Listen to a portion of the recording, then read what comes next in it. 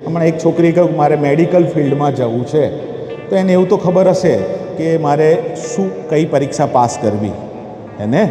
કોઈને એવું હશે કે મારે આઈટી ફિલ્ડમાં જવું છે, તો મારે એ પરીક્ષા પાસ કરવાની ક્ષમતા છે, કૌશલ છે. મારે ડેડ બોડી સાથે પણ કામ કરવું પડશે અને ઓપરેશન પણ કરવું પડશે. એન્જિનિયરિંગમાં જવું, આઈટીમાં જવું, કોમ્પ્યુટર સાથે બેસવાની ક્ષમતા છે.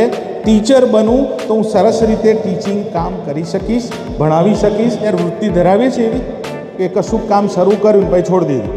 ટાઈમ ટેબલ બનાવ્યું 5 કલાકનું, 2 દિવસ વાંચ્યું, ત્રીજા દિવસ કે ના હવે 3 જ કલાક, હવે લગ્નમાં જવાનું. બધાની વચ્ચે ઊભા રહો.